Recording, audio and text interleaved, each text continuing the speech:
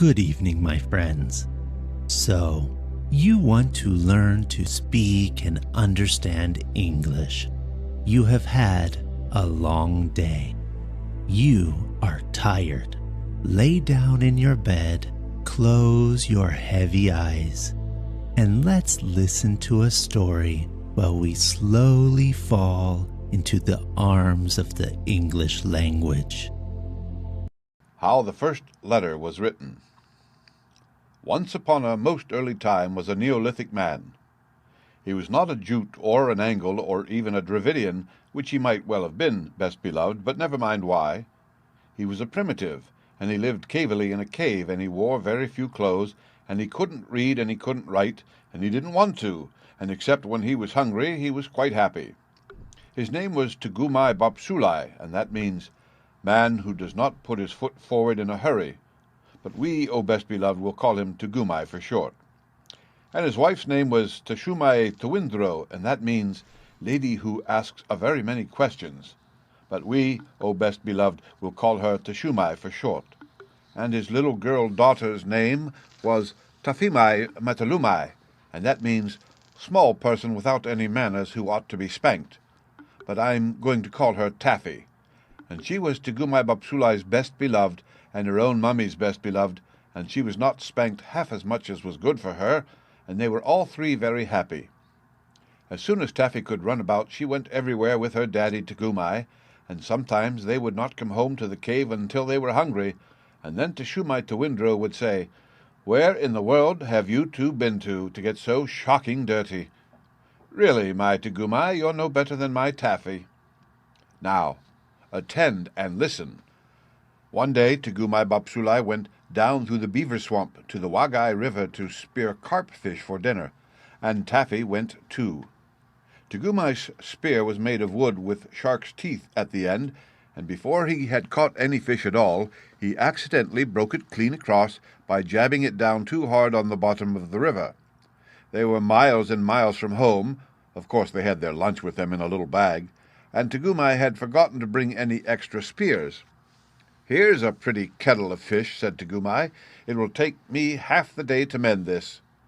"There's your big black spear at home," said Taffy. "Let me run back to the cave and ask Mummy to give it to me."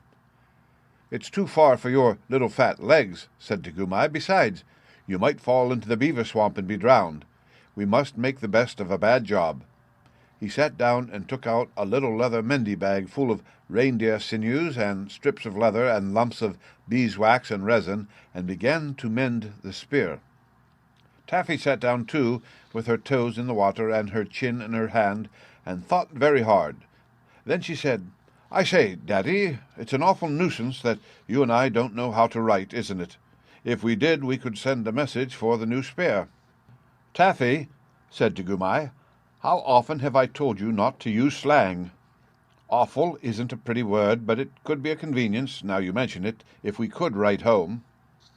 Just then a stranger man came along the river, but he belonged to a far tribe, the Tawaras, and he did not understand one word of Tugumai's language. He stood on the bank and smiled at Taffy, because he had a little girl daughter of his own at home.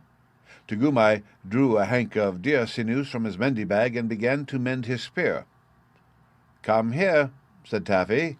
"Do you know where my mummy lives?" And the stranger man said, being, as you know, a Tawara. "Silly," said Taffy, and she stamped her foot because she saw a shoal of very big carp going up the river just when her daddy couldn't use his spear.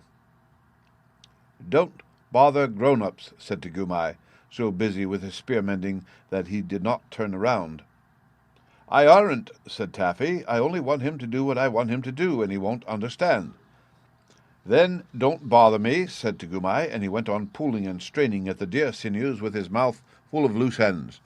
The stranger man, a genuine Tawara he was, sat down on the grass, and Taffy showed him what her daddy was doing. The stranger man thought, "This is a very wonderful child.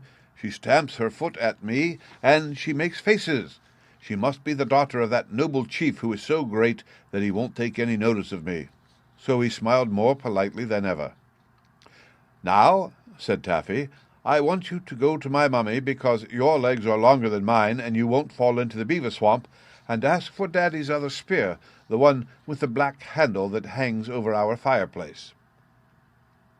The stranger man, and he was a Tawara, thought, "This is a very, very wonderful child. She waves her arms and she shouts at me, but I don't understand a word of what she says.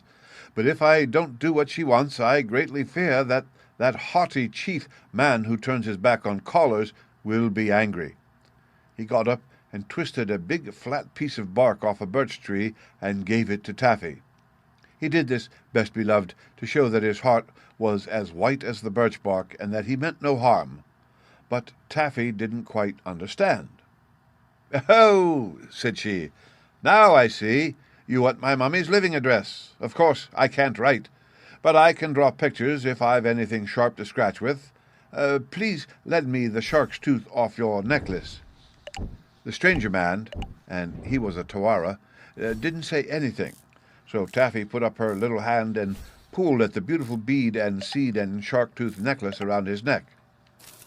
The stranger man, and he was a Tawara, thought, "This is a very, very, very wonderful child. The shark's tooth on my necklace is a magic shark's tooth, and I was always told that if anybody touched it without my leave, they would immediately swell up or burst. But this child doesn't swell up or burst, and that important chief, man who attends strictly to his business, who has not yet taken any notice of me at all, doesn't seem to be afraid that she will swell up or burst. I had better be more polite." So he gave Taffy the shark's tooth, and she lay down flat on her tummy with her legs in the air, like some people on the drawing-room floor when they want to draw pictures, and she said, "Now I'll draw you some beautiful pictures. You can look over my shoulder, but you mustn't joggle. First I'll draw Daddy fishing. It isn't very like him, but Mummy will know because I've drawn his spear all broken. Well, now I'll draw the other spear that he wants, the black-handled spear. It looks as if it was sticking in Daddy's back, but that's because the shark's tooth slipped, and this piece of bark isn't big enough. That's the spear I want you to fetch up, so I'll draw a picture of me myself splaining it to you. My hair doesn't stand up like I've drawn, but it's easier to draw that way.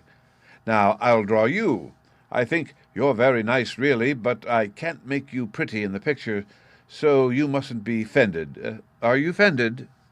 The stranger man, and he was a Tawara, smiled. He thought, "There must be a big battle going to be fought somewhere, and this extraordinary child who takes my magic shark's tooth, but who does not swell up or burst, is telling me to call all the great chief's tribe to help him.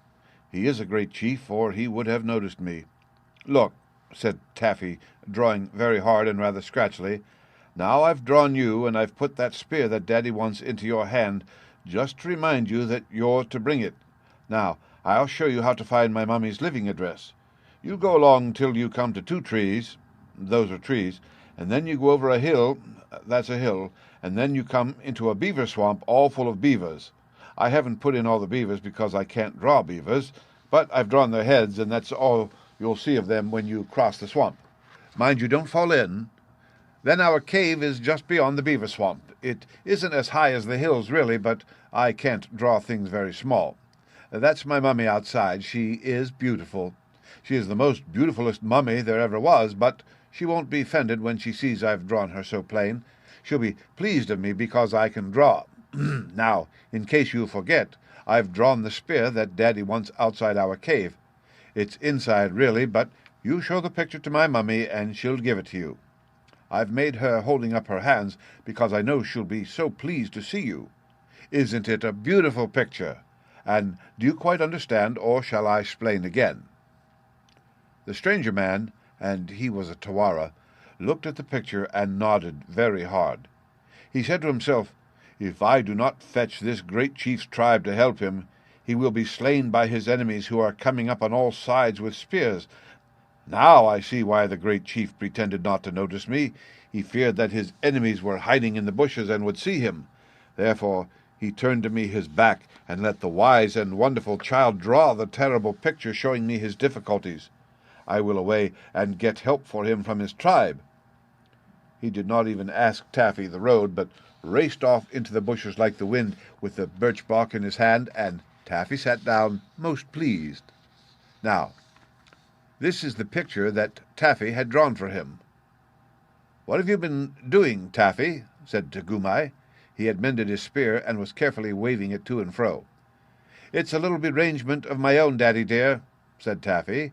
"If you won't ask me questions, you'll know all about it in a little time, and you'll be surprised. You don't know how surprised you'll be, Daddy. Promise you'll be surprised." "Very well," said Tugumai, and went on fishing. The stranger man, did you know he was a Tawara? Hurried away with the picture, and ran for some miles till, quite by accident, he found Teshumai Tewindro at the door of her cave talking to some other Neolithic ladies who had come in to a primitive lunch. Taffy was very like Teshumai, especially about the upper part of the face and the eyes, so the stranger man, always a pure Tawara, smiled politely and handed Teshumai the birch bark. He had run hard so that he panted and his legs were scratched with brambles, but he still tried to be polite. As soon as Teshumai saw the picture, she screamed like anything and flew at the stranger man. The other Neolithic ladies at once knocked him down and sat on him in a long line of 6 while Teshumai pulled his hair. "It's as plain as the nose on this stranger's face," she said. "He has stuck my Tugumai all full of spears and frightened poor Taffy so that her hair stands all on end, and not content with that, he brings me a horrid picture of how it was done. Look!" She showed the picture to all the Neolithic ladies sitting patiently on the stranger man. "Here is my Tugumai with his arm broken. Here is a spear sticking into his back. Here is a man with a spear ready to throw. Here is another man throwing a spear from a cave, and here are a whole pack of people." They were Taffy's beavers, really, but they did look rather like people, "coming up behind Tugumai. Isn't it shocking?" "Most shocking," said the Neolithic ladies, and they filled the stranger man's hair with mud, at which he was surprised, and they beat upon the reverberating tribal drums and called together all the chiefs of the tribe of Tugumai with their hetmans and dolmens, or neguses, wounds, and ashkuns of the organization, in addition to the warlocks, angacoks, jujumen, bonzes, and the rest, who decided that before they chopped the stranger man's head off, he should instantly lead them down to the river and show them where he had hidden poor Taffy. By this time the stranger man, in spite of being a Tawara, was really annoyed. They had filled his hair quite solid with mud. They had rolled him up and down on knobbly pebbles. They had sat upon him in a long line of 6. They had thumped him and bumped him till he could hardly breathe, and though he did not understand their language, he was almost sure that the names the Neolithic ladies called him were not ladylike. However, he said nothing till all the tribe of Tugumai were assembled, and then he led them back to the bank of the Wagai River, and there they found Taffy making daisy chains, and Tugumai carefully spearing small carp with his mended spear. "Well, you have been quick," said Taffy, "but why did you bring so many people?" "Daddy dear, this is my surprise. Are you surprised, Daddy?" "Very," said Tugumai, "but it has ruined all my fishing for the day. Why, the whole dear, kind, nice, clean, quiet tribe is here, Taffy." And so they were. First of all walked Teshumai Tewindro and the Neolithic ladies, tightly holding on to the stranger man whose hair was full of mud, although he was a Tawara.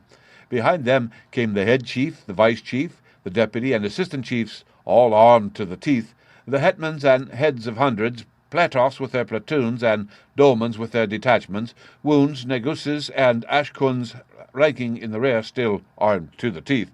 And behind them was the tribe in hierarchical order, from owners of 4 caves, 1 for each season, a private reindeer run and 2 salmon leaps, to feudal and prognathous villains, semi-entitled to half a bear skin of winter nights 7 yards from the fire, and adscript serfs holding the reversion of a scraped marrow bone under Harriot. Aren't those beautiful words, best beloved? They were all there, prancing and shouting, and they frightened every fish for 20 miles, and Tugumai thanked them in a fluid Neolithic oration. Then Teshumai Tewindro ran down and kissed and hugged Taffy very much indeed, but the head chief of the tribe of Tugumai took Tugumai by the top-knot feathers and shook him severely. "Explain, explain, explain!" cried all the tribe of Tugumai. "Goodness sakes alive," said Tugumai. "Let go of my top-knot. Can't a man break his carp spear without the whole countryside descending on him? You're a very interfering people." "I don't believe you've brought my daddy's black-handled spear after all," said Taffy. "And what are you doing to my nice stranger man?" They were thumping him by 2s and 3s and 10s till his eyes turned round and round. He could only gasp and point at Taffy. "Where are the bad people who speared you, my darling?" said Teshumai to Windrow. "There weren't any," said Tugumai. "My only visitor this morning was the poor fellow that you're trying to choke. Aren't you well, or are you ill, O tribe of Tugumai?" "He came with a horrible picture," said the head chief, "a picture that showed you were full of spears." Perhaps I'd better explain that I gave him that picture," said Taffy, but she did not feel quite comfy. "You," said the tribe of Tugumai all together, "small person with no manners who ought to be spanked, you—" "Taffy, dear, I'm afraid we're in for a little trouble," said her daddy, and put his arm round her so she didn't care. "Explain, explain, explain," said the head chief of the tribe of Tugumai, and he hopped on one foot. "I wanted the stranger man to fetch Daddy's spear, so I drawed it," said Taffy. "There wasn't lots of spears, there was only one spear. I drawed it 3 times to make sure. I couldn't help it looking as if it stuck into Daddy's head. There wasn't room on the birch bark, and those things that Mummy called bad people are my beavers. I drawed them to show him the way through the swamp, and I drawed Mummy at the mouth of the cave looking pleased because he is a nice stranger man, and I think you are just the stupidest people in the world," said Taffy. "He is a very nice man. Why have you filled his hair with mud? Wash him." Nobody said anything at all for a long time, till the head chief laughed.